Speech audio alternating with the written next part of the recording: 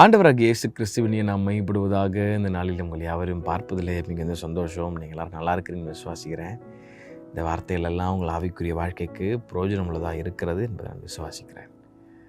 வெறும் இதை மட்டும் கேட்டுட்டு போயிட்டா என் ப்ரேயர் டைம் முடிஞ்சிடும். இல்லை, நீங்கள் உட்காந்து டைம் ஸ்பெண்ட் பண்ணுங்கள். இனிஷியல் ஸ்டேஜில் கஷ்டமாக தான் இருக்கும். உங்களுக்கு நிறைய டெம்டேஷன்ஸ், நிறைய டிஸ்ட்ராக்ஷன்ஸ் வரும். சோர்ந்து போகாதீங்க. Try to do it.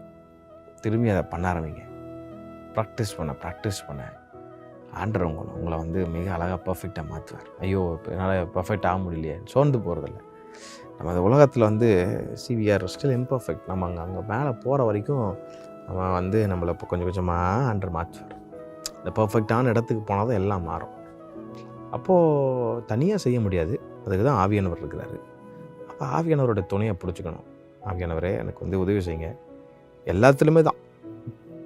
ஒரு இன்டர்வியூக்கு போகிறீங்க, ஒரு கடைக்கு போகிறீங்க, ஒரு தீர்மானத்தை எடுக்க முடியல, கன்ஃபியூஸ்டாக இருக்குது, கல்யாணம் பண்ண போகிறீங்க, வாழ்க்கையில் நிறைய பிரச்சனை. இது எல்லாத்துக்கும் இந்த ஆவியானவரை பிடிச்சிக்கிட்டீங்கன்னா உங்களை சரியாக வழி நடத்துவார்.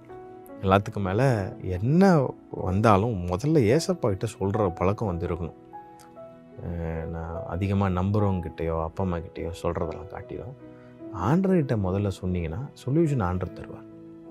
மனிதர்கள் என்னதான் ஸ்பிரிச்சுவலாக இருந்தாலும் மனிதர்களால் அந்த ஒரு இயற்கைக்கு அப்பாற்பட்டு ஒரு சொல்யூஷன் கொடுக்க முடியாது.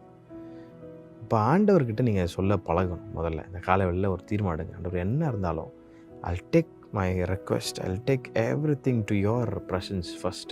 அதுக்கப்புறம் தான் மற்ற எல்லாருக்கிட்ட நான் சொல்லுவேன் ஆண்டவர். ஏன்னு அப்படி பழக்கம் இருந்துச்சுன்னா சரியாக இவங்களை வழி நடத்த இயேசு கிறிஸ்து போதுமானவராக இருக்கிறார். இந்த காலைவெளியில் அது அப்படி ஒரு தீர்மானம் எடுக்க போகிறீங்க. ஆண்டவரே, நான் முதல்ல உங்கள்கிட்ட நான் சொல்லணும். இன்றைக்கி பாருங்கள், முதல்ல ஆண்டர்கிட்ட சொல்கிறதில்ல, கடைசியாக தான் ஆண்டர்கிட்ட வருது. அதனால தான் சொல்யூஷன் கிடைக்க மாட்டேன். அப்போது வாழ்க்கையில் என்ன நடந்தாலும், எப்பேற்பட்ட காரியம் வந்தாலும் முதல்ல ஆண்டர்கிட்ட போய் ஆண்டவரே இந்த மாதிரி நடந்துச்சு, இந்த மாதிரி செய்ய போகிறேன், இந்த மாதிரி காரியம் இருக்குது, என்ன செய்யணும்னு பொறுமையாக காத்திருந்தீங்கன்னா, அதான் 40ஆம் சங்கீதம் 1ஆம் வசனத்தில் சங்கீதக்காரன் சொல்கிறார், கர்த்தருக்காக பொறுமையுடன் காத்திருந்தேன், அவர் என்னிடமாய் சாய்ந்து என் கூப்பிடுதலை கேட்டார்.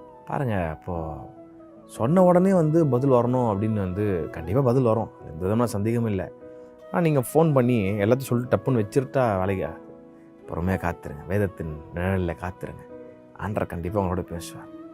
முதல்ல ஆண்டர்கிட்ட எடுத்துகிட்டு போங்க. மற்ற எல்லாமே உங்களுக்கு தொடர்ந்து வரும். ஹேவ் பிளஸட் டே. கர்த்தர் தாமே எல்லாரையும் ஆசீர்வதிப்பாராக.